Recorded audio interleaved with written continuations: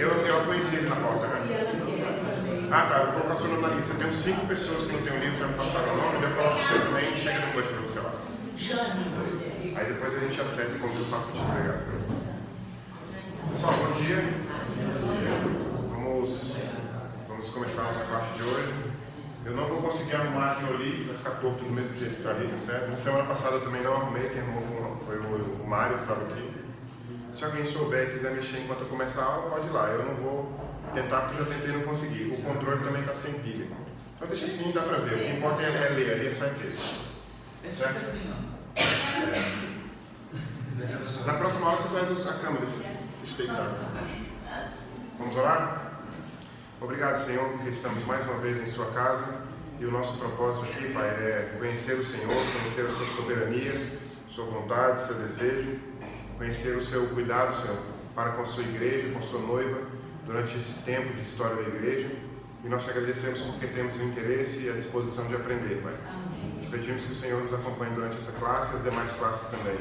Te pedimos que logo mais no culto nós tenhamos um bom momento de louvor e adoração ao Senhor com a cantada das crianças. Amém. Em nome de Jesus, amém. Bom, é o seguinte, pessoal.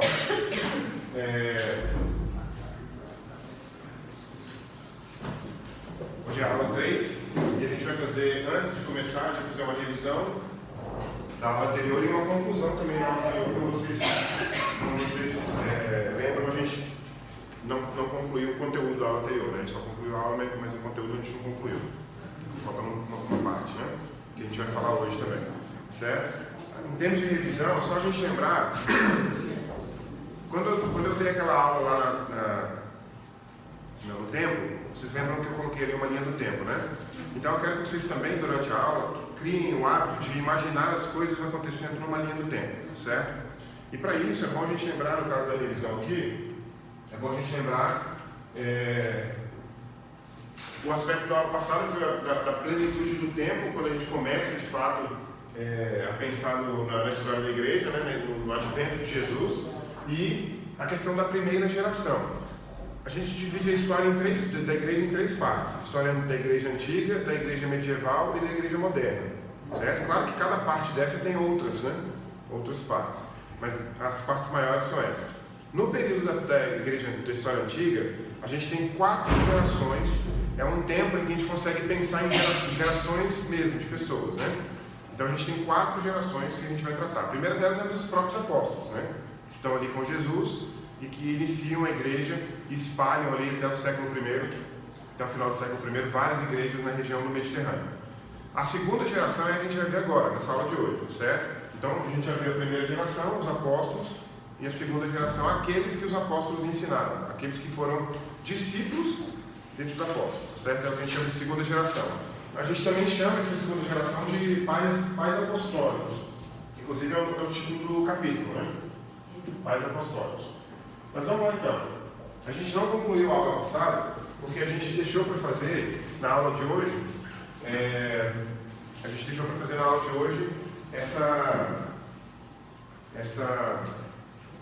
esse trecho, esse pedaço do livro que trata sobre as mulheres no tempo de Jesus, né? E eu disse na aula passada que o fato de ter aparecido num livro de história da igreja, um capítulo, uma parte do capítulo sobre mulheres, é simplesmente um reflexo da sociedade que a gente vive hoje. A sociedade hoje exige respostas para tudo, pergunta sobre tudo e exige as respostas para tudo.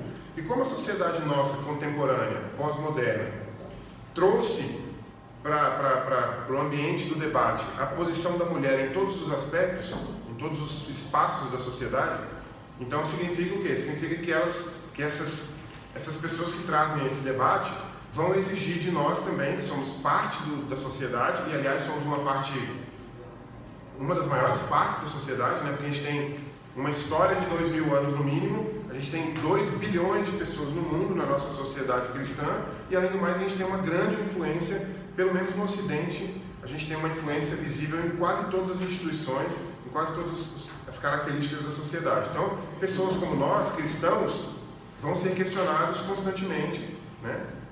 Sobre tudo que faz e tudo que não faz. E aí, existe um problema também que eu quero que vocês lembrem, que eu falei na aula passada, que é um problema chamado anacronismo. A palavra ana, ou ana, né, Em grego significa contrário, ou ausente, ou sem, né? E cronos é tempo. Anacronismo é um conceito em historiografia, em teoria da história, no estudo da história, que indica uma abordagem de alguma coisa do passado com os elementos intelectuais do presente, ou metodológicos, né? Ou teóricos. Então, isso não é bom. Isso não é bom, mas também é impossível escapar a isso, né? Não tem como eu analisar nada do passado sem a minha mente do século XXI. Todos nós somos produtos indiscutivelmente do nosso tempo. Então, a nossa mente, nosso mindset, aquela palavra que está muito em voga em inglês, né? A constituição da nossa mente, ela é fruto do tempo que a gente vive. Não existe, por exemplo, a não ser que seja uma doença, eu nem sei se existe isso catalogado, mas não existe uma pessoa que vive no ano 2019 como se vivesse na década de 50 do século passado. Ou pior ainda, na Idade Média. O que existem são alguns jovens que brincam de viver no passado, igual os pin-ups, por exemplo, né, que se vestem lá de anos 80 e tal, coisas desse tipo. Mas a gente sabe muito bem que eles estão no século XXI, certo? Inclusive usam o celular para tirar foto e colocar no Facebook. Se fosse para viver nos anos 80, não usaria celular, usaria Atari, né? Então, a gente não consegue fazer nenhuma análise do passado sem características do presente, mas a gente tem que não correr o risco de levar para o passado as nossas percepções de mundo, que absolutamente não poderiam existir lá atrás. Aliás, tem um fenômeno na história sensacional, que é o seguinte: eu talvez erre algumas terminologias, mas de qualquer forma o fenômeno é correto. Houve um acontecimento na história da igreja chamado a doação de Constantino. E a doação de Constantino foi um documento que deu um grau de poder muito grande para a igreja pós-Constantino, né? Ou seja, a igreja, depois que Constantino transforma o cristianismo na religião oficial do Império Romano. E esse poder que foi dado para a igreja católica foi um poder muito grande, uma autoridade muito grande. Entre outras coisas que deram autoridade para a igreja, claro, não foi só isso. Acontece que, séculos depois, um estudioso, eu esqueci o primeiro nome dele, mas o último nome é Fala. Ele é italiano e ele descobre, fazendo pesquisa historiográfica, que o documento de Constantino, a concessão de Constantino, era falsa. E uma das formas pela qual ele descobre que era falsa é uma forma sensacional. É que a linguagem que é utilizada no documento não poderia ter sido utilizada no século IV, que é o século que, teoricamente, o Constantino deveria ter escrito aquele documento. Então, o Constantino é como se fosse, por exemplo, assim, a Vitória, minha filha, tem uma gíria que ela usa que é topzeira. Quando a coisa é muito legal, ela topzeira. Ninguém aqui nessa sala poderia ter usado essa expressão na sua adolescência. Então, se eu arrumo um texto lá da minha adolescência, né, e invento lá esse texto, escrevo lá qualquer coisa, minha mãe fez um bolo topzeira, eu tenho como provar que esse documento não é da década de 80, quando eu era uma criança. Por quê? Porque naquela época não havia essa linguagem. Tendo dito isso e ilustrado dessa forma, a gente não pode usar o anacronismo para julgar nada do passado. Repito, a gente não vai conseguir escapar do nosso tempo e da nossa mente, mas a gente não pode julgar nada, não deve julgar nada do passado com as características do presente. E colocar um texto, um pedaço do livro, com a história das mulheres no Antigo Testamento, no Novo Testamento, hoje, no século XXI, é simplesmente responder uma demanda social que eu disse na aula passada que a gente não tem responsabilidade. Não tem responsabilidade, certo? Como as mulheres foram tratadas no século I no mundo inteiro não é culpa de ninguém do século I do segundo milênio, do nosso milênio. Não é culpa nossa de jeito nenhum. Mesmo que você seja cristão, você não é responsável pela forma como as pessoas tratavam a mulher no âmbito do cristianismo em qualquer época, exceto a sua. Aliás, eu até diria melhor ainda, exceto a sua não. Você também não é responsável pela forma como o cristão trata a mulher no século XXI. Você é responsável pela forma como você trata a mulher no século XXI. Então, eu só estou dizendo isso para vocês verem que como que a gente sofre a influência do nosso meio, né? Tratar da mulher na primeira igreja, na igreja primitiva, é responder a uma demanda social. Mas, tendo dito isso também, a nossa grande vantagem é que a forma como o cristianismo tratava a mulher no primeiro século é absolutamente superior à forma como a mulher era tratada em qualquer outro setor da sociedade naquela época. Certo? Então, o que eu disse na aula passada foi que vocês deveriam ter lido para essa aula de hoje esse trecho do livro, que está na página 30, começa bem aqui no finalzinho da página 30, que fala sobre as mulheres no Novo Testamento, para vocês verem o grau de tratamento que os homens da igreja primitiva tinham com relação às mulheres, certo? Eu até queria dizer para vocês que uma das coisas que eu acho que é bem interessante sobre tudo isso é que a forma como os homens tratavam as mulheres naquele tempo me parecia uma forma que para eles soava como natural. Para eles soava como natural. Algumas coisas não, outras sim. Por exemplo, quando Paulo estipula as funções do homem e da mulher, ele coloca bem claramente que a mulher não deve ensinar na igreja, por exemplo. Certo? Ele tem as suas razões para escrever isso, e uma das razões que ele tem para escrever isso é toda a cultura que ele tem, a tradição de onde ele vem, que é o judaísmo. Ou você acha que Paulo também poderia simplesmente abandonar mentalmente o judaísmo do passado e olhar para o futuro por completo? Quando o próprio Paulo escreve em Coríntios que nós somos nova criatura e que todas as coisas se passaram, as coisas velhas se passaram e que tudo se fez novo, ele está falando sobre práticas, hábitos, testemunhos. Ele não está falando sobre mentalidade por completo. Até porque o próprio Paulo vai lá e escreve aquilo sobre as mulheres, né? Que era a característica do período dele, do tempo dele, de agir com as mulheres, ou de ter as mulheres naquela conta, certo? Então, eu vou encerrar então esse pedaço aqui agora, só dizendo para vocês isso. Lendo esse pedaço aqui, e a gente pode ler à vontade aí, vocês podem ler à vontade a qualquer momento, a impressão que se dá não, eu acho que é a conclusão que se deve tirar mesmo, é de que a mulher não era tratada de forma inferior ao homem, pelo menos não, tal como era a mulher tratada perante o homem no restante da sociedade, certo? Aliás, eu até acho que no caso do cristianismo havia um grau de inteligência um pouco maior, até porque a Bíblia diz que todo o conhecimento está escondido em Cristo, e quando Cristo revela o conhecimento para aqueles que escrevem a Bíblia, o conhecimento que vem de Cristo revelado não é ruim, é o melhor de todos, é o mais inteligente de todos, né? Então, se todo o conhecimento está escondido em Cristo e ele revela para Paulo, eu tenho certeza que o conhecimento que Paulo passa para a gente nas suas cartas é o mais inteligente possível. E Paulo coloca as funções das mulheres de forma a fazer com que o ambiente cristão, o ambiente espiritual que está se iniciando ali, seja um ambiente proveitoso para o Evangelho, proveitoso para a própria igreja e assim por diante. Então, nada do que você pensar, e você tem o direito de pensar, claro que você tem o direito de pensar, nada do que você pensar ou considerar como inferioridade das mulheres nesse período aqui, tem a intenção de fazer isso. Tem a intenção simplesmente de definir. Como é que a gente define a igreja que está surgindo? Claro, como eu disse no ano passado, com algumas características do judaísmo, porque a gente só imita o que vê, a gente vê coisas e a gente decide, essa eu imito, essa não.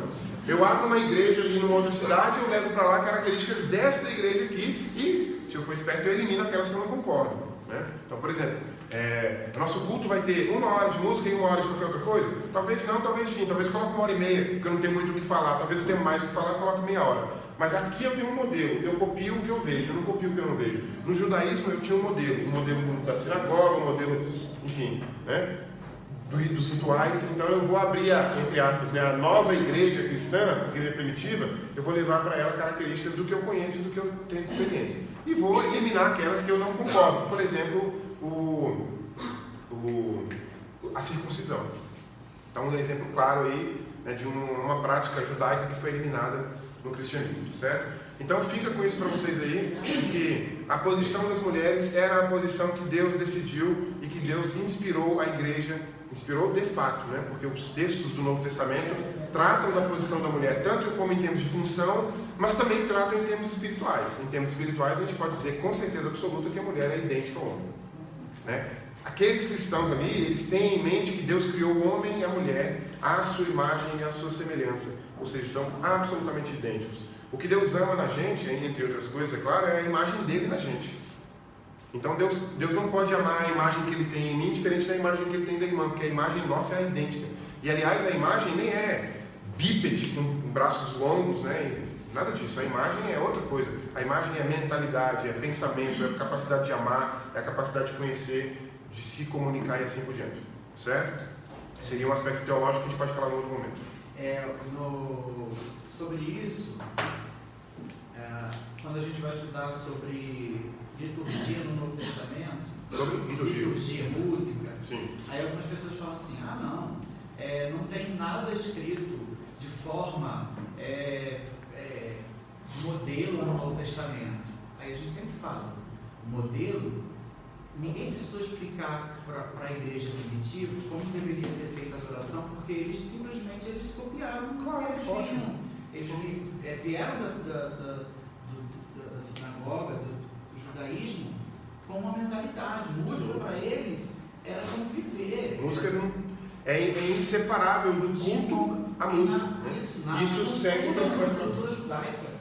Até hoje, as músicas judaicas são muito emblemáticas, são famosas e utilizadas pelo povo até hoje como parte da cultura deles. Então, alguém fala, não, mas a Bíblia não estava falando nada que tem que ter música, né? Tá bom, não faça, mas é só pensar na continuação dessa forma.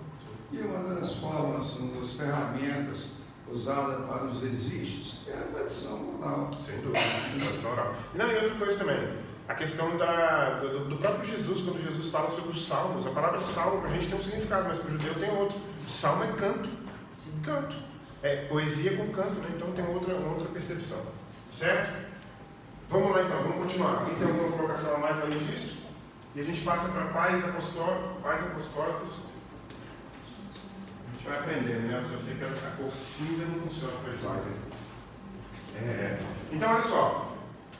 O que a gente chama de pais apostólicos, portanto, é a segunda geração que vem logo depois dos apóstolos, né? E essa geração, ela vai de mais ou menos, a letra C aqui significa cerca de, certo? Algumas datas são certas, são realmente certas, mas eu procuro colocar o máximo possível com datas em cerca de. Apenas aquelas que não tem nenhuma discussão. Você vai na própria Wikipédia, por exemplo, e você encontra datas. Você encontra um historiador que tem uma data e outro tem outra, muito próximo, né? De 95 poderia ser 90 ou 99, seja como for, a gente coloca o C, que é o cerca de, para ficar próximo ali, tá certo? Você não precisa ter a noção exata do ano, mas você tem que ter a noção exata do século, inclusive dentro do século, né? O século está dividido pelo menos em 4 partes, 4 quartos, né? Tem a primeira metade, a segunda metade, você tem que ter ideia. No final do século I, é pelo menos em 75 em diante, né? Só para vocês terem essa ideia. Então vamos lá. Quais eram as características desses pais da igreja e dos seus escritos?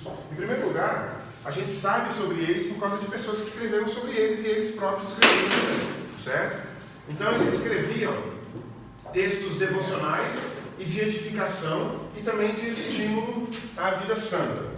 Eu gosto de uma imagem, de uma analogia que eu uso, que é a seguinte. O inventor, tem uma história inclusive que eu acho interessante demais. Nos Estados Unidos se joga golfe. E o golfe tem a bola, o taco e tem uma peça que é colocada na grama para você colocar a bola em cima. O nome daquele é TEE, tee. Golf tee. Né? O tee do golfe, né? Aquele suportezinho lá da bola. E aí o nome do rapaz que pega a bola, que vai catando a bola no campo de golfe, no final de um jogo, é caddy. C-A-D-D-I-E. Caddy. E geralmente são garotos ou meninas, jovens, adolescentes que estão trabalhando, inclusive, para ganhar aquele dinheiro das férias, aquele lance da cultura americana, né? E aí eu me lembro de uma história que um caddy, um garoto desses que trabalhava como pegador de bola, então ele abaixa lá, pega a bola e coloca uma sacola aqui, aí vai na frente, abaixa, pega a outra, coloca aqui. O golf tee também, que era de plástico, ele pegava também o golf tee aqui no chão. Aí lavava para o jogador não usar de novo. E tinha um jovem pobre, nos Estados Unidos, que um dia saindo de casa para ir para a escola, ele tinha esse trabalho, né, no final do dia, ele saindo de casa para ir para a escola, ele foi pegar um biscoito, um pão, uma coisa qualquer lá, pobre o menino, e o pão estava duro, parecendo pedra, ele ficou com raiva, jogou o pão pela janela, e o pão caiu na graminha na frente de casa. Ele foi para a escola. Quando ele voltou da escola, o pão estava lá ainda. No dia seguinte ele foi para a escola de novo, o pão estava lá. No outro dia que ele voltou, estava lá de novo. Só que no quarto ou terceiro dia já não estava lá mais. Quando ele chegou perto, ele viu o pão ali, mas ele viu que o pão estava se degradando ali. Biodegradável, estava se degradando na terra ali. E aí ele teve uma sacada, porque ele achava o serviço de CAD muito chato, porque ele é adolescente, e o serviço de CAD também nada mais é do que um problema grave nas costas, tem que abaixar para pegar toda hora. O que ele fez? Ele procurou o professor de biologia ou de química, sei lá, na sala da escola dele, acho que foi de química, e procurou desenvolver com o professor um golf tee biodegradável para que quando o jogador colocasse no chão ali, botasse a bola e jogasse, ele esquecesse aquele golf tee, mas ninguém precisasse recolhê-lo mais. Eu estou citando essa história porque eu quero dizer para vocês que a invenção das coisas acontece por dois motivos, pelo menos. O primeiro é por uma criatividade gratuita que vem na mente da pessoa, e o segundo, que é o que eu mais gosto, é por causa de uma necessidade premente ali na frente. Certo? Então ninguém inventou a escada até o dia que alguém precisou subir uma plataforma, uma distância que não dava para chegar até lá. E eu quero dizer, eu estou dando essa história porque é o seguinte: por que a segunda geração de apóstolos, de pais, perdão, da igreja, tinha nos seus escritos devocionais e edificação e estímulo à vida santa e não tinha muita reflexão teológica ou análise doutrinária? Quem gostaria de responder por quê? Vou repetir a pergunta. Por que os pais apostólicos, os primeiros não, desculpa, a segunda geração... Obrigado, Pedro. Eles assinaram, né? Ó, vocês estão vendo que tem 11 do 8, 18 do 8, então quem veio no 11 já dá uma rubrica aí, por favor. Vai passando de forma que chegue até lá nessa palavra. Se você não encontrar essa nota, você escreve embaixo lá naquela sequência. Repetindo a pergunta: por que os pais apostólicos da segunda geração escreviam os textos normais que todo mundo escreve, cartas inclusive, né? Cartas, Apocalipse, as características dos textos que eles escreviam eram características variadas, não era só um tipo, né? Tratados, cartas, manuais, como a gente vai ver daqui a pouco, a Didaquê, né, que é um manual de prática cristã, de ritualismo mesmo, né, de liturgia. Então, a pergunta é: por que a segunda geração dos pais apostólicos escreviam textos de devocionais e de edificação e de estímulo à vida, ao contrário de escrever textos com reflexão teológica ou análise doutrinária? Eu já respondi, na verdade, né? Só quero que vocês passem para a palavra de vocês. Necessidade disso, de edificar a igreja. Perfeito. E incentivar as pessoas a uma vida santa. Ótimo. Perfeito. Também eu penso que, em decorrência de, naquele momento, não haver muitas especulações tendenciosas. Essa era a outra parte que faltou a resposta da irmã Jane. Exatamente isso. Por quê? Em primeiro lugar, existia uma demanda para uma vida santa. Gente, isso é fantástico demais. Para mim, pelo menos é. Eu estudo isso o tempo todo. Eu leio textos, né, de autores diferentes, livros diferentes sobre a mesma época. E eu acho sensacional como que o cristão, o crente, naquela época, ele sabia que tinha que sair da imagem normal da sociedade. Ele sabia que ele tinha que se destacar daquela imagem. Destacar, inclusive, mas no aspecto, ele era pobre. Ele não deve destacar socialmente. As práticas dele tinham que ser vistas e a pessoa tinha que falar: uau, aquele cara ali é diferente. Ele deve ser daquele grupo de cristãos. Imagina. Outra coisa que é muito interessante, você falou, né, e o contrário das doutrinas. Hoje a gente vê que as doutrinas, elas atrapalham muito. Elas, de uma certa Algumas forma, atrapalham ainda, né? Elas desvirtuam. Outras não. Né? Elas às vezes desvirtuam uma vida santa. Sim. Porque leva para a religiosidade. Ótimo, leva para a religiosidade. Algumas causam problemas, inclusive mentais, para o cristão, porque esse lance de calvinismo e arminianismo, se o cara não tiver a cabeça no lugar, ele pira, né? É um deles. Mas outros aspectos doutrinários, obviamente, são essenciais, né? Por exemplo, a gente não tem como, nem de jeito nenhum, adorar Deus de forma adequada, sem saber que existe uma trindade, sem hierarquia e assim por diante. Tudo isso definido na história da igreja, no aspecto doutrinário. Mas vamos lá, olha só. Havia uma característica muito interessante também nesses textos. E a característica era do compromisso com o Antigo Testamento. Lembrem-se, alguns desses novos cristãos que são convertidos durante o século I não são judeus, mas outros são. A maioria. Né? Outros são. Acontece que esses que são, inclusive são aqueles que eventualmente vão se tornar os líderes da próxima igreja, vamos dizer assim, da próxima geração, eles têm um compromisso inegociável com o Antigo Testamento. Aliás, convenhamos, o único texto que é escritura para eles até então é o Antigo Testamento. As cartas de Paulo já estavam circulando naquela época. As duas cartas de Pedro já estavam circulando naquela... 3 cartas de Pedro já estavam circulando naquela época. Os evangelhos já circulavam naquela época. E era usado, a gente vai ver logo daqui a um minutinho. Mas o Antigo Testamento é escritura canônica. Então a dependência do Antigo Testamento é visível no texto inteiro deles.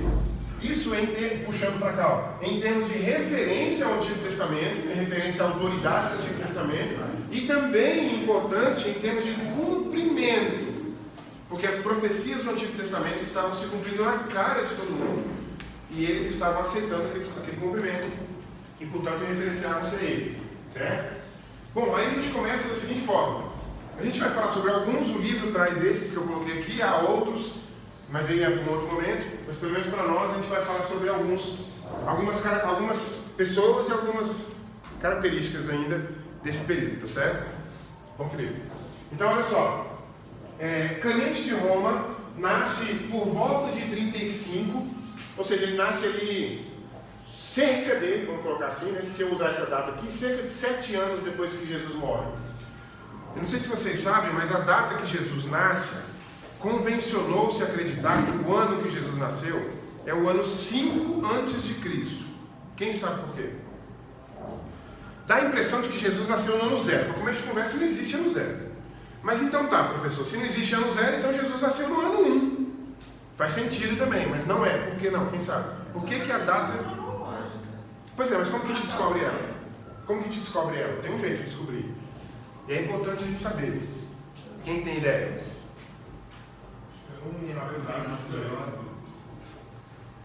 Havia um calendário romano, certo? Quando Roma é fundada, bom, não quando Roma é fundada, depois que Roma é fundada, depois que os romanos percebem a grandeza de Roma, eles criam um calendário que marca a data do início desse calendário, não do mundo, mas do calendário lá na fundação de Roma. Então o ano 1 para os romanos era o ano da fundação de Roma. E os anos iam passando, certo? Beleza. Lá na frente, quando se decide colocar uma data antes e depois de Cristo, esse calendário romano é analisado para saber exatamente como é que a coisa vai acontecer até o momento em que Cristo aparece. Pá, apareceu nesse ano romano aqui. Então, a partir desse ano romano que Cristo aparece, a gente chama ele de ano 1 depois de Cristo e todos os demais ano 1 antes de Cristo. Ano 1, 2, 3, 4. 1, 2, 3, 4. Só que há um erro no cálculo por 5 anos. Então, acredita-se que a data que Jesus nasceu no calendário romano é X, e portanto X seria o ano 1 depois de Cristo. Acontece que depois descobre-se que aquela contagem, aquele cálculo foi errado em 5 anos. Então Jesus nasceu na verdade em 5 antes de Cristo. Eu estou dizendo isso tudo, sabe por quê? Porque, por exemplo, vamos supor que a gente encontre um documento escavado lá na Palestina, datado do ano X. E esse ano X é o ano romano, porque não existia o calendário cristão naquela época, o ano romano. E quando se recalcula esse ano romano para o ano do calendário gregoriano, nosso calendário, pode ser que apareça lá que Jesus morreu em 28. E aí você vai falar, poxa, mas aí quem foi que disse que Jesus morreu em 33? Pode haver outras mentiras. Então não é mentira, é um cálculo que ficou por 5 anos para trás. Certo? Então, voltando aqui, Clemente nasce ali por volta de mais ou menos 7 anos depois que Cristo morre. Certo? E obviamente, 7 anos depois da morte de Cristo, a igreja já estava fervilhando, né? Porque as missões começaram logo ali depois do Pentecoste, o movimento começou sem parar nunca mais. E vai morrer em 99, ou seja, no último ano do primeiro século. Certo? Aliás, no penúltimo ano, né? Bom, esse período que ele vive, vocês devem imaginar, porque, por exemplo, se ele tem ali, por exemplo, 20 anos de idade na década de 50, então ele tem 20 anos de idade no auge do ministério de Paulo. Por exemplo, no auge do ministério de vários outros, todos os outros que ainda não haviam sido mortos. Quer dizer, o ministério estava no seu auge ali. Então Clemente é convertido em algum momento e ele, de certa forma, ele entra na igreja não como não como audiência, como é que fala? Não como espectador. Não como espectador, mas entra como discípulo de Paulo ou discípulo de quem quer que seja. Há uma controvérsia se esse Clemente não é um Clemente que é citado no Novo Testamento, que está com Paulo, eu esqueci o nome da cidade agora. Mas quer seja ou não o mesmo Clemente que está no Novo Testamento, ainda assim é certo dizer que ele é discípulo desses primeiros apóstolos da primeira geração e vai eventualmente ser discípulo na segunda geração. Só que ele é o primeiraço, né, assim, em termos de cronologia, né? Porque ele é o que nasceu mais para trás, certo? Bom, de certa forma, as características do texto dele estão naquele slide anterior. Textos devocionais, de crescimento espiritual e assim por diante. Ele escreve cartas, assim como Paulo, como Pedro escreveu cartas também. certo? Então ele escreve cartas para as igrejas. E ele escreve uma carta aos Coríntios, e na verdade ele escreve uma que é garantida, que é dele, e há uma outra carta de Clemente aos Coríntios, que normalmente alguns historiadores não acreditam que seja dele de fato. Seja como for, a primeira carta, vamos dizer assim, é dele mesmo. Então ele escreve uma carta para os Coríntios, e olha que interessante, as considerações que ele faz à igreja de Corinto são semelhantes às considerações de Paulo, quando Paulo escreve para os Coríntios lá atrás, certo? Então significa o quê? Que a preocupação que Paulo teve com a igreja de Corinto, que levou ele a enviar aquela carta, em termos de orientação, em termos de exortação, continuaram nessa igreja por pelo menos mais uns 50 anos, até que Clemente, como eu vou colocar por enquanto a palavra líder, depois eu vou usar a palavra bispo, como líder da igreja em Roma, vai enviar também para os Coríntios, certo? Essa carta também, e outros textos, tem uma característica muito importante para a história da igreja, logo lá no primeiro século, que é a obediência à liderança da igreja. E essa obediência da liderança da igreja ela é essencial para duas coisas, para a unidade e para a harmonia da igreja. Então, a igreja teve que manter a sua unidade teológica, teve que manter a sua unidade de testemunho. Então eu não posso me comportar como cristão em Esmirna, sendo que lá em Corinto se comporta de outro jeito. É preciso que haja uma unidade. É preciso que haja unidade de fonte, por exemplo, o Antigo Testamento, as próprias cartas que já circulavam, e obviamente é preciso que haja uma unidade em autoridade. Então, Clemente de Roma é o... Aí agora eu posso usar a palavra bispo, né? O bispo de Roma, existem controvérsias também, porque alguns dizem que ele não é o primeiro bispo de Roma. Não importa também, né? Sinceramente não importa, mas ele é um bispo de Roma e ele está olhando para as outras igrejas, como o exemplo claro da carta aos Coríntios, para dizer para eles, vocês não estão conduzindo as coisas de forma adequada. Tem chegado a mim informação de que vocês estão agindo dessa maneira, e seria melhor que agissem dessa outra aqui, e assim por diante. Então, aquela perspectiva paulina, por exemplo, né, do Novo Testamento, continuava de cuidar das igrejas ao redor. Paulo, especificamente, porque são igrejas que ele próprio plantou, mas ali porque são igrejas que estão sob, entre aspas, sob a guarda dele, sob a monitoria dele. Certo? Então tem essa característica de é essencial para a igreja a unidade e a harmonia, e ele trata disso, e a parte que Clemente acredita, e eu acho que é por intervenção do Espírito Santo, com certeza, a parte que Clemente acredita ser, que vai garantir a unidade e a harmonia da igreja, é a autoridade de uma figura. Esse problema de bispo ou de papa não existia naquela época ainda. Nem a terminologia papa existia ainda. A terminologia bispo, sim, que inclusive está no Novo Testamento. A gente não pode nem jogar fora essa terminologia porque ela é neotestamentária, certo? Presbítero, diácono e bispo são palavras encontradas no Novo Testamento, apesar de que algumas vezes elas são intercambiáveis em sentido. Então tem hora que Paulo fala de uma pessoa como presbítero e dela mesma como bispo, né? O que significa dizer que Paulo não está pensando em duas funções, em uma apenas, e dá dois nomes. Talvez um nome com influência grega, um outro nome com influência latina, não sei, certo? Ou judaica. Seja como for, essas são características da carta de Clemente. Além do mais, o texto é mais antigo, é o texto mais antigo da história da igreja, além do Novo Testamento. O Novo Testamento foi escrito, obviamente, no período em que os discípulos estavam vivos, no período em que os apóstolos estavam vivos. Os apóstolos começam a morrer a partir de 50, 40, 45, 47, 50 em diante, até que o último vai morrer lá no final do século, ou no início do século II, que é João, né? Então, esse período de 45, vamos dizer no mínimo, em diante, é o período em que os textos do Novo Testamento estão sendo escritos. Se nós temos esses textos até hoje, significa que eles são os mais antigos da igreja. Por quê? Porque a carta de Clemente não é mais antiga que eles. A carta de Clemente é de 85, se eu não me engano, em diante. Qualquer data depois de 85, mais ou menos. Também cerca desse. O que Paulo faz em Filipenses, capítulo 4, verso 3, recomendação Paulo faz para recomendar as suas mulheres e faz menção a Clemente. Leia para a gente aqui. Peço também a ti, meu verdadeiro companheiro, que ajude essas mulheres que trabalharam comigo no Evangelho, com Clemente, com os outros cooperadores cujos nomes estão no livro da vida. Isso. Pode ser que esse Clemente seja o Clemente de Roma, pode ser que não. Ninguém consegue bater o martelo sobre isso. De certa forma, seria interessante que fosse ele, porque a gente teria uma garantia de que ele foi discípulo direto de Paulo. Mas uma coisa é certa, tenha ele sido discípulo direto de Paulo ou não, ele foi discípulo de Paulo em termos de teologia, de tradição, de influência, em termos de evangelismo, né? Isso com certeza. A própria carta que ele escreve aos Coríntios é uma influência da carta que Paulo escreve aos Coríntios. Certo? E também, assim como os demais textos dos pais da igreja, dos pais apostólicos, ele tem uma dependência no Antigo Testamento também, certo? Ó, aqui eu coloquei uma foto dele do lado, mas é foto de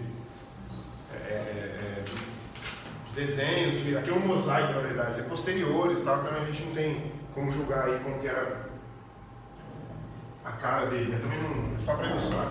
Citações dos textos do Novo Testamento também. Quando eu digo dos textos do Novo Testamento, o que eu quero dizer é citações daqueles textos que posteriormente comporiam o que a gente chama de Novo Testamento canônico. Tem uma discussão interessante, que não faz sentido que a gente brigue por ela, mas é uma discussão interessante. Quando Paulo fala que toda a Escritura é inspirada por Deus, né, e útil para... Tessalonicenses. Oi? Pedro, perdão. Não, Pedro. É o que é? Não, é Timóteo. Timóteo, é para Timóteo, é Paulo. Toda a Escritura é 1 Timóteo 3,16. Não é 1 ou 2 Timóteo, mas é 3,16 com certeza, que eu lembro que é o mesmo número do João 3,16. Ele diz o seguinte, que toda a Escritura é inspirada por Deus. Qual é a Escritura que Paulo está falando?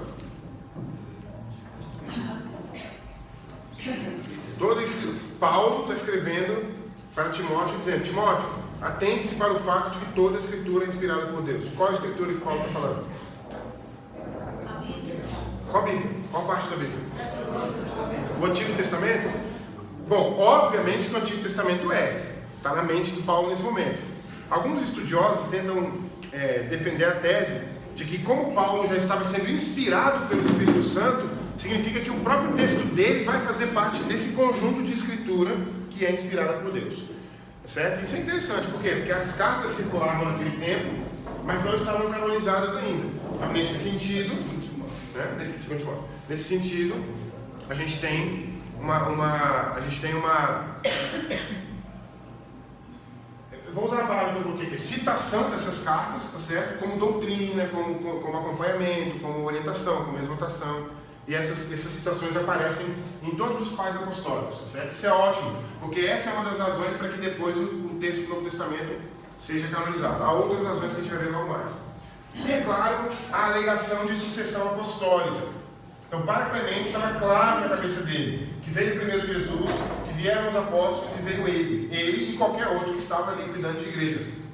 Quando ele envia a carta para Corinto, ele está enviando a carta para o líder da igreja em Corinto, certo? Esse líder da igreja em Corinto também tem a sucessão apostólica na mente de Clemente.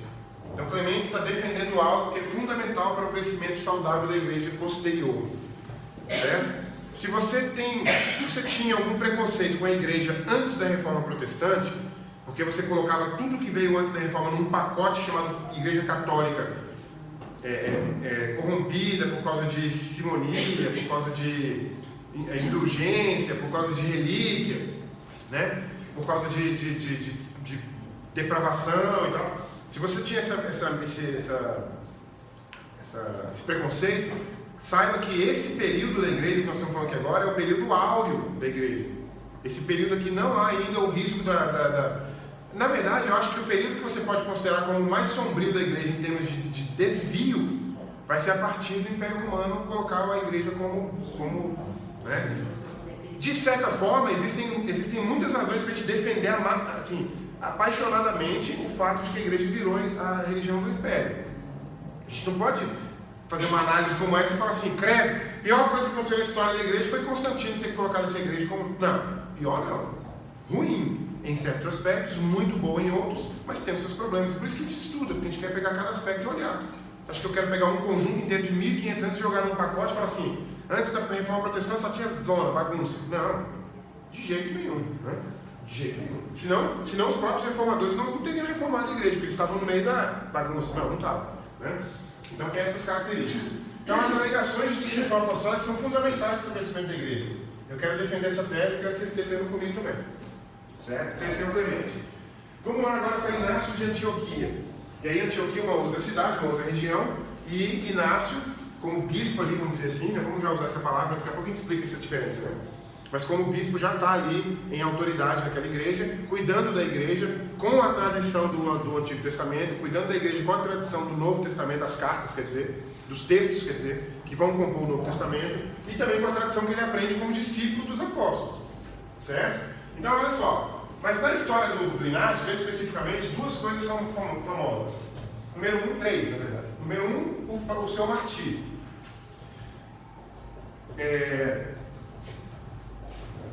Existe uma correspondência entre um prefeito de uma cidade na Ásia Menor, que se chama...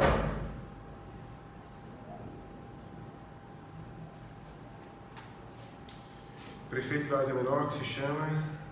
Vou lembrar daqui a pouco, pode deixar que eu vou lembrar. Tem um livro dele lá em casa, tem essa carta dele lá em casa.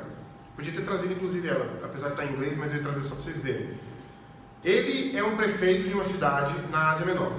Ele escreve para o imperador dizendo: está acontecendo... Olha só que sensacional isso, pessoal. Olha que documento histórico absolutamente sensacional. Escrito por uma pessoa que não tem nenhum comprometimento com o cristianismo. Estou com um problema aqui na minha região que é o seguinte: uns tais de cristãos, quer dizer, umas pessoas seguidoras de um tal de Crestus, que é o nome que ele usa em latim, que pode ser identificado como Cristo, estão tomando a cidade de assalto no sentido espiritual, no sentido de levando todo mundo para o seu culto, para o seu ritual. Os templos pagãos estão ficando vazios, porque essas pessoas estão abandonando o paganismo para se converter a esse tal desse Crestus. E eu estou com esse problema aqui. O que é que eu devo fazer como prefeito? O imperador escreve para ele dizendo o seguinte: não faça nada a não ser que alguém acuse nominalmente alguém de ser cristão. Se alguém acusar alguém de ser cristão, traga essa pessoa diante de um tribunal, dê a ele a oportunidade de negar o cristianismo 3 vezes, e se ele não negar 3 vezes, mate-o. Mas não persiga ninguém, não tem necessidade. Claro que aqui eu já estou no século II, eu estou em 107. Eu estou em 107, 108 mais ou menos, 107. Mas eu já tive a perseguição do Nero lá atrás, que eu esqueci de falar porque eu achei que na hora fosse irrelevante. Depois, no momento, a gente fala de algumas perseguições e eu volto a Nero, lá na década de 60, do século I. Então, o imperador dá essa ordem pro... Ah, gente, não posso esquecer o nome dos caras. Acha esse nome aí pra mim na internet. Tá, depois eu lembro, eu vou lembrar, com certeza eu vou lembrar. Aí o que acontece? O Inácio é acusado diante de um tribunal lá na região, não nessa região desse escritor, mas lá em Antioquia. E ele, portanto, é condenado a ser levado, porque ele é um bispo, ele não é simplesmente um espectador, um cristão qualquer, como ele é o responsável pela igreja de Antioquia, ele é condenado a ser morto em Roma. E ele vai ser levado para Roma pelos soldados romanos que estão lá em Antioquia, e nesse trajeto que ele vai ser levado para Roma para ser martirizado, ele escreve as famosas 7 cartas de Inácio. Ele escreve 7 cartas, uma para a igreja em Éfesos, outra para a igreja em Magnésia, uma outra região da Grécia, outra para outra região da Grécia, Trália, portanto para os trálios, onde tudo aqui havia igreja já estabelecida. Paulo escreveu para os coríntios, ele escreve para os magnésios, né? Ele escreve para os romanos também, mas essa carta para os romanos é interessante porque ele está indo para Roma. Para que ele escreve uma carta para os romanos se ele está indo para Roma? Ele escreve para pedir para os romanos encarecidamente para não interferirem no meu martírio. Não tentem me salvar, não tentem me proteger do martírio. Rústico,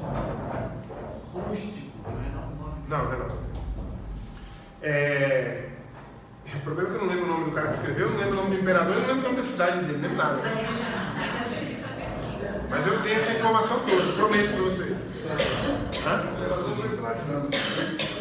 O nome do livro que eu tenho é Cartas D, aí é o nome do cara. O imperador era Trajano, ótimo. O imperador era Trajano. O nome do meu avô paterno, que eu não conhecia, morreu antes de eu nascer. Bom, ele escreve para os romanos para pedir: não me ajudem, eu quero morrer pelo Senhor. 108 depois de Cristo. Já tem pessoas que fazem questão de morrer pelo Evangelho. Certo? A gente não faz questão nem de perder o fantástico no domingo pelo Evangelho e o cara quer morrer pelo Evangelho. Certo? Mentira, a gente faz questão sim de perder o fantástico. Todo mundo aqui perde o fantástico. Aliás, eu acho que a Globo aumentou o horário do Fantástico porque tinha muito evangélico indo para a igreja no domingo à noite, perdendo a audiência do Fantástico, agora é um pouco mais tarde. Ele escreve também para a igreja em Filadélfia, ele escreve para a igreja em Esmirna, certo? E ele escreve uma carta para os esmirneotas, mas também para o bispo de Esmirna, que a gente vai ver logo daqui a pouco no próximo slide, que é o Policarpo. E essas cartas, elas têm uma característica própria. Elas são cartas que tratam, que são contra a heresia. A palavra heresia, para ficar mais fácil para a gente entender, é o seguinte: tudo que é praticado ou proposto por um membro de um grupo contrário às doutrinas daquele grupo. Então, por exemplo, o que é heresia? Heresia é alguém aqui na igreja, membro dessa igreja, dizer que Jesus não morreu, que ele só desmaiou. Passou tão mal na cruz que desmaiou, acordou no túmulo. O túmulo naquela época era aberto, né? Não era com terra em cima. Isso é uma heresia por quê? Porque nós somos um conjunto de pessoas que temos uma doutrina que diz que Jesus de fato morreu e a pessoa está dizendo que ele não morreu. Então isso é doutrina. Perdão, isso é heresia. Então, ele escreve, o conteúdo é muito próximo à contrariedade da heresia. E não apenas isso, mas em conjunto lá com Clemente, ele escreve sobre a unidade e a obediência. Agora sim ele já usa a palavra bispo. E aí tem um Plínio, oh meu irmão, valeu. Plínio é o nome do prefeito. Aí se colocar Plínio agora descobre a cidade que ele era prefeito no segundo. Plínio, prefeito de uma cidade do Império Romano, que escreve para Trajano para pedir orientação sobre como tratar os taus dos seguidores de Crestos. E ele recebe essa orientação. E nessa orientação, portanto, o Império Romano aprende uma segunda onda de perseguição, que vai fazer com que o Inácio seja acusado de cristão, não nega nenhuma das 3 vezes, e portanto, não negou, então agora você vai morrer, só que você que é bispo, vai morrer lá em Roma. Vai morrer lá na praça pública. Certo? No Inácio de Antioquia é o início, o início da tradição monárquica na liderança da igreja, que é nada mais nada menos que a figura do bispo. O Inácio, ele ainda é bem claro nas cartas dele de dizer que ele não foi o primeiro bispo de Antioquia. Aliás, eu acho que, eu não estou certo agora, mas ele diz que, se eu não me engano, ele diz que é o 3º bispo de Antioquia. Nesse sentido, ele começa uma tradição que vai acabar, quer dizer, que vai acabar não acabou até hoje, está no Papa Francisco, que é o bispo central. Claro, no caso do Papa Francisco é de Roma, mas ele e na verdade ele não era o mais importante. É que ele começa uma tradição que a gente chama de monárquica, nesse sentido. Mono significa arqui significa autoridade, arquia, né, de hierarquia. Então eu tenho uma pessoa na cabeça da hierarquia de toda a igreja. Não confundam ainda com a palavra diocese, que é um conjunto menor, como se fosse, por exemplo, um governador de Brasília com várias cidades. Né? Não confundam ainda com isso. Mas o bispo passa a ser, portanto, visto. Certo? Ele já agia assim, passa a ser visto como uma autoridade importante da igreja. E eu quero defender a tese de que bom que isso aconteceu, porque foi por causa desses bispos que a gente tem definições doutrinárias, por exemplo, como a Trindade, como a natureza pré-encarnada de Cristo, a natureza pós-encarnada de Cristo e outras coisas mais, tá certo? Então esse é o Inácio de Antioquia. Alguém quiser fazer alguma pergunta, já pode fazer imediatamente, eu tenho que correr por falta de 20 minutos para acabar a sala. Em Antioquia, pela primeira vez, os seguidores de Cristo receberam o nome de cristãos.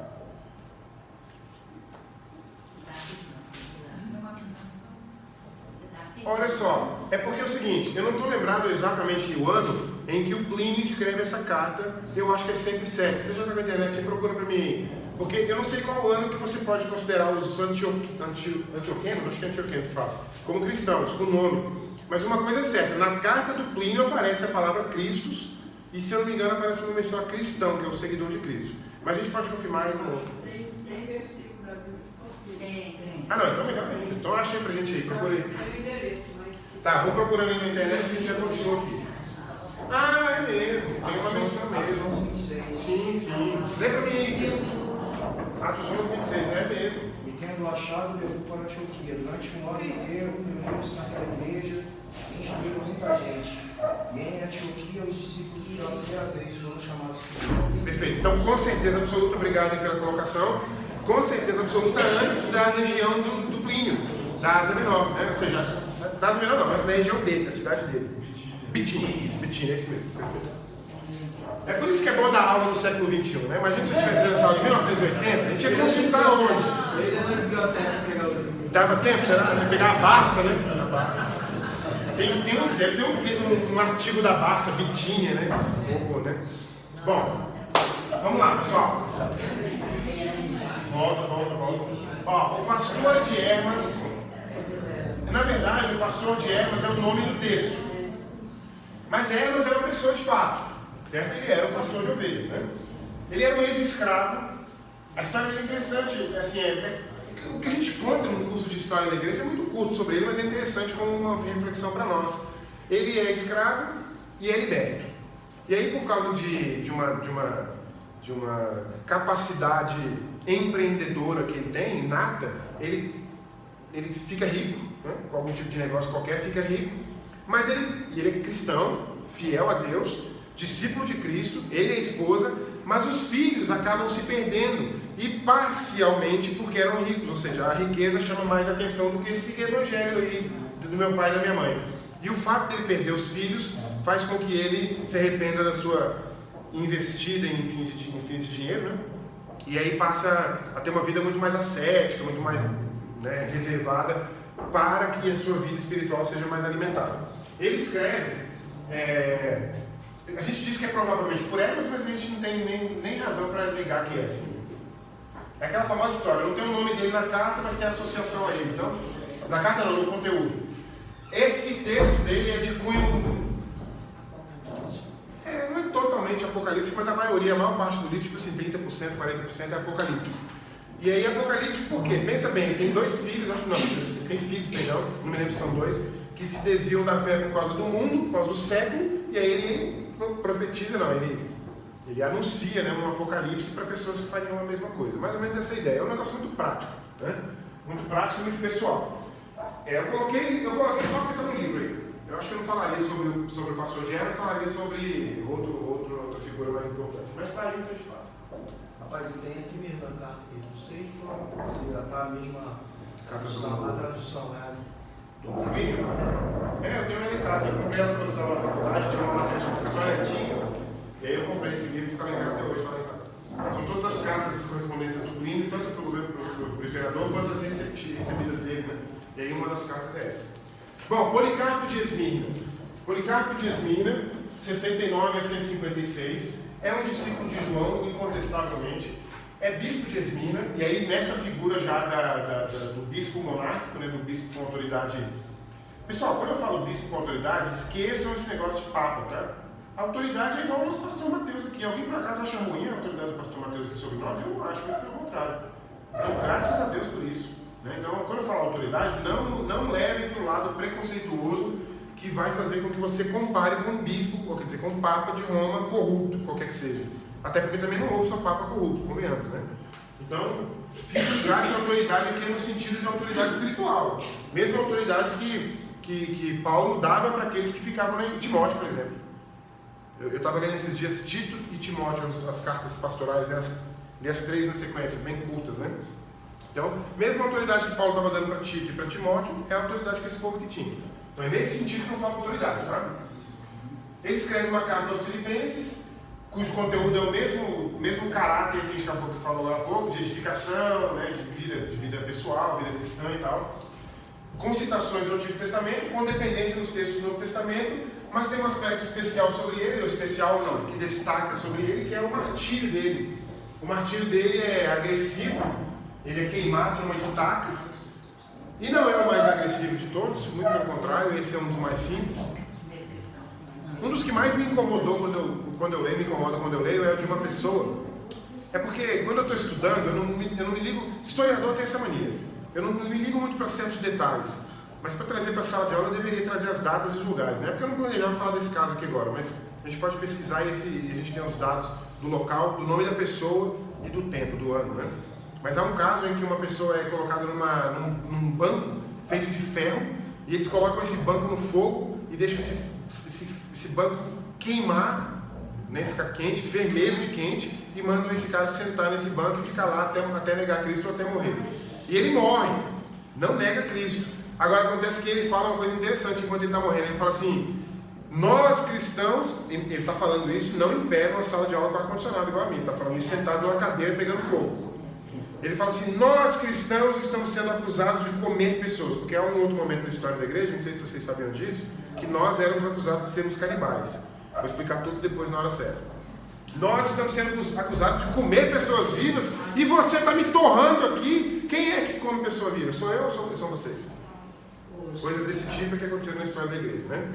Mas não se assustem não, porque pior que isso acontece na China, na África todo dia. Agora está acontecendo uma lá, certo? E graças a Deus que acontece mesmo, né? Porque a igreja, uma das características de transformar a igreja em religião do Império Romano é isso, né? É que você agora tem um evangelho moleza, né? Um evangelho, agora posso andar pela rua gritando Cristo salve e assim por diante, né? Porque agora o Império aceita a minha religião. Então tem tudo isso. Mas também tem um detalhe sobre o martírio do Policarpo, é que ele não blasfema de jeito nenhum, e muito pelo contrário, ele ora pelos que estão martirizando ele, certo? Bom, aí a gente termina essa nossa aula de hoje com a Didaquê. E a Didaquê é um documento que é considerado o mais antigo documento, o mais antigo manual de prática litúrgica eclesiástica mesmo, tá certo? O Didaquê ensinava sobre o batismo, a Didaquê ensinava sobre a ceia, ensinava sobre heresia, como identificar a heresia. Ó, se alguém vier falando tal e tal coisa, já fica ligado, é heresia. Ensinava a relação da música com o culto, por exemplo, né? Ensinava uma série de coisas práticas. Era isso que era Didaquê. Na verdade, a palavra Didaquê em grego significa ensino dos 12, ou ensino dos 12 apóstolos. Bom, é claro que a Didaquê é realmente baseada nos textos que depois foram se tornar o Novo Testamento, né? Mas não apenas, tá? Porque aí o que acontece?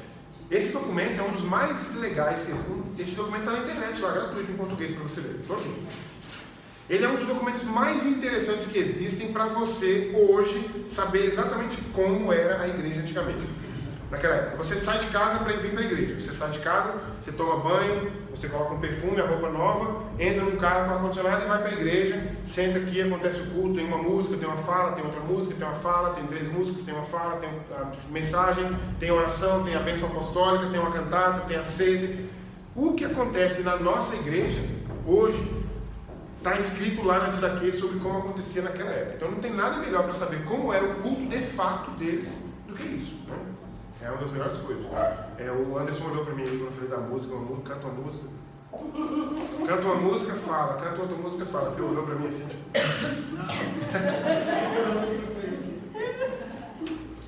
Ele sabe que é assim. Não, mas eu estou falando... É porque é assim mesmo. Bom, aí, tanto é que eu defendi ele aquele dia, defendi o ministério dele aquele dia. Eu falei assim, como é que uma igreja que tem 50% do culto com música não investe 50% da sua receita em música? Eu não concordo com isso, mas de jeito nenhum. Acho que deveria investir 50% da nossa receita em música. Quem concorda? Ninguém deve concordar com isso, porque isso é loucura. A gente não tem a igreja só no culto no domingo à noite, a gente tem outras coisas fora da igreja. Bom, final do século I ou início do segundo, que esse texto é compilado, que ele é uma compilação de vários textos, né? E ele é um manual de práticas litúrgicas, certo? Então é isso que a gente está aqui. Beleza?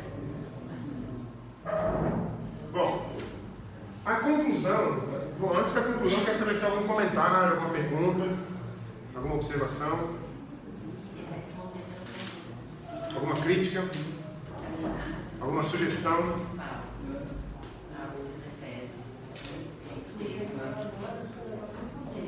Não, pode ser o contrário. Se ninguém falar nada, é porque está na hora de eu parar de tomar café e falar alguma coisa. Falei que o nome está. A enfermeira está perguntando. Não, eu não. Não, mas eu tomo um pouquinho. Aqui Não, aqui cada um é um gole. São 5 goles, não dá nem Essa aula social. E assim, eu não sei se no decorrer das aulas ou depois eu posso ver, mas essa questão desse mapa cronológico, essa linha do tempo, eu sempre tive essa dificuldade, Eu queria ter construído uma linha cronológica na sala de aula, com aquele negócio do pregador, né? Talvez eu ainda faça isso, então coloco uma ponta de um lado, uma ponta do outro e a gente vai acrescentando. Mas uma coisa eu posso te falar, linha cronológica, linha do tempo, perdão, cronológica da história da igreja tem na internet moleza, assim, se encontra. Inclusive eu gosto de umas que eu vi, que você vai na internet, e em vez de elas serem assim, horizontais, elas são verticais. E ela coloca uma linha, e aí cada pontinho aqui ela coloca um ano. Ela coloca um ano e o acontecimento principal. Então, aqui nesse livro, por exemplo, tem um modelo desse. Esse livro aqui, ele traz cada entrada aqui de capítulo, ele traz como, de parte, ele traz como uma cronologia. Aqui, ó. Esse aqui, por exemplo, é um modelo de cronologia. Então aqui eu tenho imperadores do Ocidente, imperadores do Oriente, os papas e os principais acontecimentos. Aí tem o ano, ó, Honório 395 423. Aí aqui eu tenho, esse aqui é o imperador do Ocidente, Arcádio 395 408. Quais eram os papas na época? Anastácio I e Inocêncio I. E quais eram os acontecimentos principais? Alarico toma Roma. Aí você faz essa linha, se você fizer ela, por exemplo, num documento de Word, na sua casa, você for acrescentando informações, você faz ela de 20 páginas. Aí, à medida que vai descendo, você vai acrescentando um pontinho do lado. É legal fazer isso, é um exercício bom. Talvez até pudesse passar isso como uma tarefa de casa, semestral, para a gente praticar isso, né? Eu gosto de linha do tempo, eu gosto de dar aula em cima de linha do tempo. Às vezes nem é possível, porque eu tenho que falar de, por exemplo, se eu for falar de perseguição, é melhor dar uma aula só de perseguição. Aí eu vou falar de 400 anos, mais ou menos, 300 anos. Vamos lá. 310. Retomando aquele assunto lá da carta de Grêmio, né? Não sei se a tradução que eu achei aqui vai bater com o que você tem lá no seu original, mas é interessante que ele fala, inclusive, questão de criança. Eu acho que é. Questão de criança? De criança. Me permitam só ler o parágrafo aqui.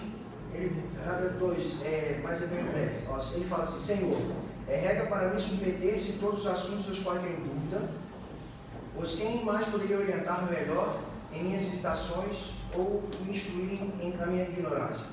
Nunca participei de inquéritos contra os cristãos. Assim, não sei a quais fatos e em que medidas devem ser aplicadas penas ou investigações judiciárias. Também me pergunto, não sem perplexidade, deve-se considerar algo com relação à idade? Ou a criança deve ser tratada da mesma forma que o adulto? Cara, prática igual a gente faria, velho. Sensacional. Deve-se perdoar o arrependido ou o cristão que não nutre nada, tem voltado atrás? Aquela questão, o cara dá a oportunidade, se o cara vai negar ou não vai. É punido o nome de cristãos, mesmo sem crimes, ou são punidos os crimes que o nome deles implica? Ou seja, o cara querendo caçar alguma coisa... Não, ele está querendo fazer tudo certinho para não perder a posição dele de prefeito da Bitínia, mas de qualquer forma também isso é interessante, porque ele só pergunta com relação ao próprio contexto dele, né? Isso já indica muito sobre o contexto do cristianismo lá, na Bitínia, né? Bitínia é noroeste da Ásia Menor. Uma coisa importante também sobre isso é que Tertuliano, que depois é um bispo no norte da África, com certeza, não me lembro agora se é Cartago ou se é Alexandria, achei Cartago. Ele é um bispo de tradição, ele foi estudante de direito, né? Depois ele se torna bispo. Então, por causa do direito, ele tem aquela percepção, aquela cosmovisão legal do mundo, né? De direito. E aí ele faz uma crítica a essa situação aí. Ou seja, o próprio Tertuliano já conhece essa característica aí. A crítica é: como pode punir alguém por não ter cometido nenhum crime? E como pode alguém que comete um crime não ser procurado? Porque é uma contradição, porque se ser cristão é um crime digno de morte, então procura todo mundo que é cristão e investe contra eles. Ah, não vai investir contra eles? Então que lógica tem considerados como criminosos? Bem legal assim, o debate, né? Tipo, defendendo os cristãos, mas isso aí é 200 anos depois ou 300. Pessoal, conclusão. A conclusão é a seguinte: as quatro gerações da igreja antiga, que são, a gente já viu a primeira, que são os apóstolos, né, os discípulos de Cristo ali mesmo, e a segunda geração a gente viu hoje. Essa geração, ela é a geração que, como a irmã Jane colocou, e a irmã Jane e o Oridaldo juntos colocaram, está fazendo o que é necessário para o tempo deles. A próxima geração que a gente vai entrar agora é chamada de apologistas, certo? Inclusive, no próprio título da nossa aula que vem, fala a defesa da fé e inimigos externos. Então, a próxima geração vai agora se preocupar com uma realidade pontual do tempo deles, que é o quê? Os cristãos estão sendo acusados de toda sorte de mentira. Essas mentiras, eu tenho uma dificuldade muito grande com algumas pessoas, alguns cristãos, não vou citar o nome de ninguém, mas eu tenho alguma dificuldade quando a gente conversa sobre postura do cristão. E eu vou falar com todo o amor aqui agora, tá certo? Mas eu vou usar uma palavra bem dura. Eu detesto quando um cristão vem para mim dizendo que não, o crente tem que deixa todo mundo quieto para lá. Não se mete com isso não, deixa isso para lá. Não é o ensino bíblico e não é a tradição da igreja. Deixar as coisas para lá é a mesma coisa. Tem uma frase famosa, né, que diz que a única coisa que o mal precisa para prosperar é que o bem não faça nada contra ele. Outra coisa importante é que a Bíblia diz duas coisas, parcialmente sobre isso. Número 1 é que nós somos luz. E outra coisa, a luz, ela dissipa as trevas imediatamente quando a luz entra. Quando eu ligar todas essas luzes, as trevas desaparecerão imediatamente. A treva não vai aguentar a luz. Toda a treva desaparece imediatamente. O lugar que tem treva é o lugar que o cristão não foi. Tem treva lá, é um covarde que ficou na igreja no domingo à noite assistindo a cantada das crianças. É isso que é o cristianismo. Beleza?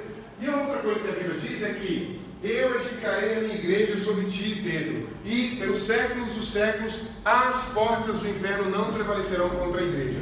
Porta não serve para invadir nem para atacar, porta é para defender. Em outras palavras, invade o inferno, mete o pé na porta e não se preocupe. As portas do inferno não prevalecerão contra a igreja. A gente não vai passar 2000 anos tentando bater na porta e empurrar a porta do inferno para levar a luz para as trevas e a porta vai segurar contra a gente. Não é o que Jesus disse. Ele disse, as portas do inferno não prevalecerão contra a igreja. Essa geração, que vem a terceira geração, era a geração que morria para dizer que Cristo era de fato Deus. Tem gente que diz que Cristo não é Deus. Não, ó, lá no trabalho, não fica com esse negócio de discussão lá não, porque você vai dar mau testemunho. Se o cara não acredita em Deus, deixa ele para lá. Você vai ser cobrado pelo sangue de cada um que você deixou para lá. Eu digo isso sério quando eu fui professor de apologética cristã há muito tempo. E a apologética cristã é o treinamento que o cristão recebe, treinamento, né, sistemático que o cristão recebe para saber o que dizer quando alguém falar para você. Você só pode estar louco de acreditar na Bíblia, porque a Bíblia tem 2000 anos de alteração, de cópia, de perda, de... Você é doido, rapaz, acreditar num negócio desse? E aí o cristão que não se preparou para responder vai dizer o quê? Deixa isso para lá, rapaz, bora aqui, ó, computador aqui, vamos continuar o trabalho aqui. E aí deixou para lá e o cara ganhou. Porque o bem não fez nada, a luz não invadiu as trevas, a porta do inferno prevaleceu. Se você quiser que a promessa de Jesus de que as portas do inferno não prevaleçam contra a igreja seja uma promessa cumprida, vai lá e mete o pé na porta, vai lá e joga a luz lá dentro. Essa é a verdade. E a próxima geração é uma das que eu mais gosto, porque são aqueles que não tiveram medo de defender a fé cristã, não tiveram medo de acusar os não cristãos, vamos dizer assim, não os ateus e tal, de que estavam errando, tá certo? E essa é a perspectiva que eu quero que vocês tenham para a próxima aula, tá certo? Bom, essa é a perspectiva que eu queria que todas as pessoas do mundo que são cristãs tivessem o tempo todo, né? Porque afinal de contas não é um ensino bíblico ficar de boa na lagoa enquanto o não crente tripudia em cima de você no trabalho. Na faculdade, uma vez a professora falou, essa frase que eu vou falar agora, essa situação é uma só, entre várias que eu tive na faculdade, várias. A professora chega para mim e fala assim, poxa, muito me admiro, porque eu tinha um colega de classe, que ele era um pastor, não, ele era um bispo da...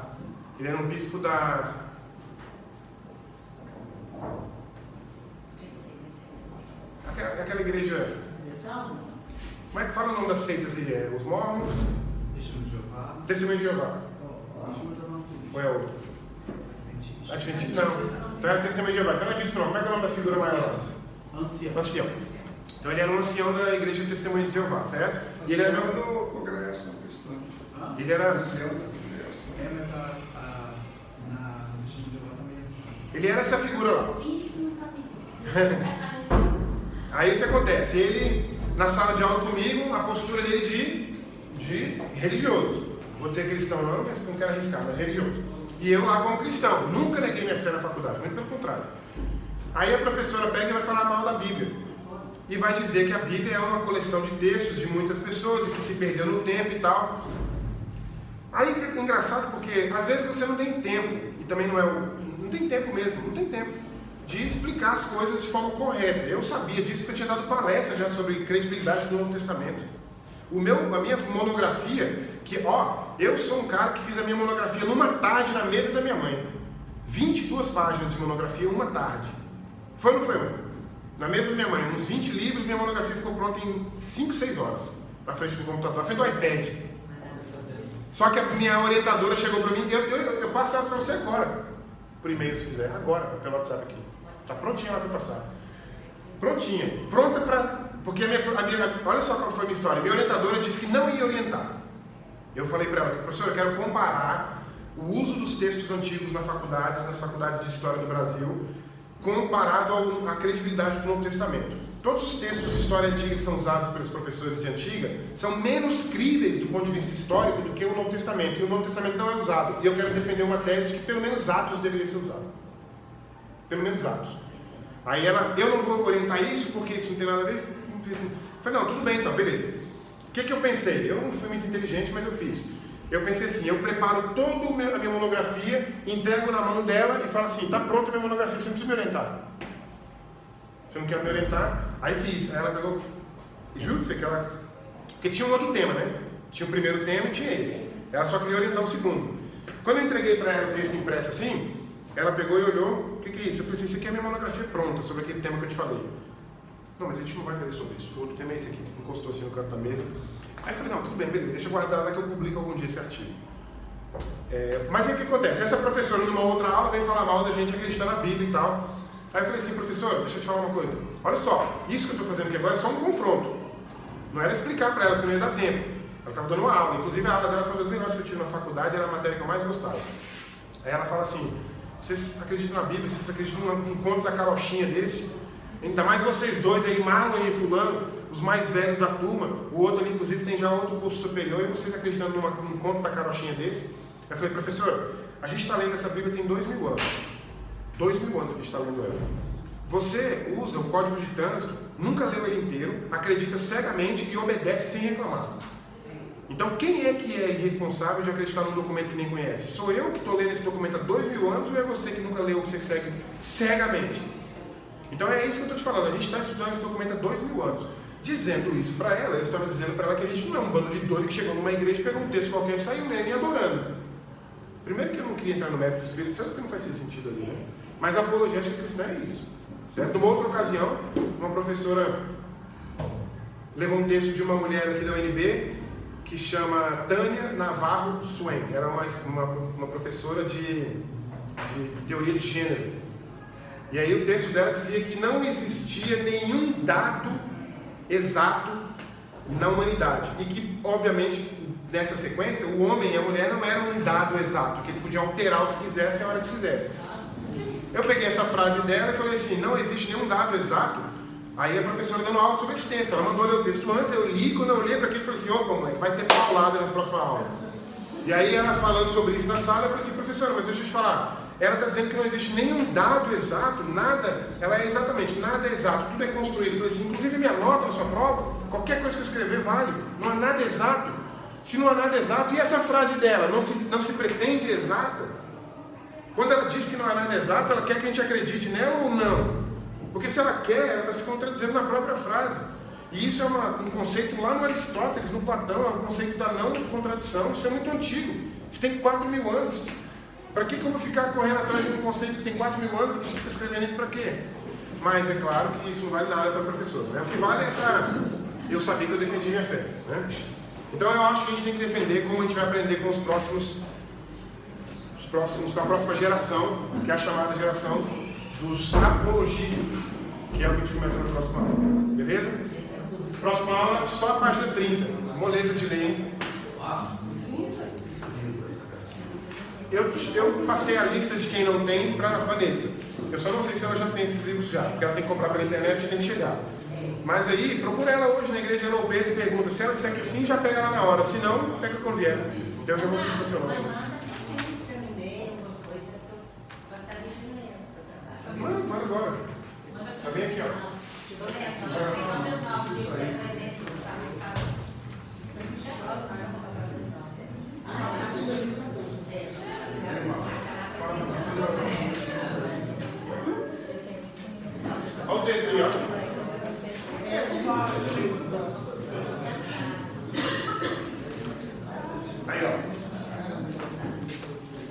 autenticidade dos documentos do Novo Testamento, lá no meio. Aí tá lá, esse trabalho propõe uma análise de autenticidade dos documentos que compõem o Novo Testamento segundo critérios metodológicos de crítica textual. A primeira parte do texto apresenta os conceitos de crítica textual, diplomática, do Novo Testamento e documentos antigos.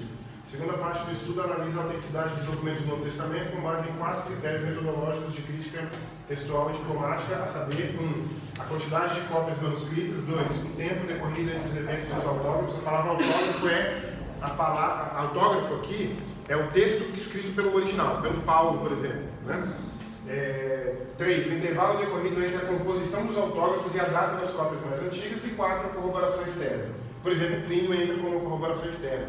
O Plínio corrobora para o fator cristianismo, para o fator cristão. Né? Aí vem, a seguir a terceira parte do artigo avalia a integridade dos autores do Novo Testamento. Aí esse é o texto. Aí tinha 22 páginas, aí ela rejeitou sem ler o título. 16 páginas. Beleza então, pessoal? Vamos orar para terminar? Senão a gente não termina. Só 30? Só 30. É que na verdade vai ser só aqui. Aqui, tá aqui. Vamos lá? Vamos orar? Obrigado, Senhor, por mais uma aula, por mais um momento de ensino, de aprendizado. Obrigado porque estamos aqui tentando aprender sobre o Senhor para te adorar e te glorificar de forma mais apropriada, conhecendo os seus cuidados sobre nós, conhecendo a maneira como o Senhor conduziu a sua igreja durante esse tempo. Te pedimos em nome de Jesus que esse seja o nosso espírito, Pai, que seja de conhecer como que o Senhor cumpriu as suas promessas no Novo Testamento, como por exemplo de que o Senhor estaria conosco até o fim dos séculos. Te peço em nome de Jesus que o Senhor abençoe o nosso culto agora, te peço que o Senhor receba a nossa adoração e te peço que o Senhor nos encontre, Pai, como adoradores que adoram o Senhor em espírito e em verdade. Em nome de Jesus, amém.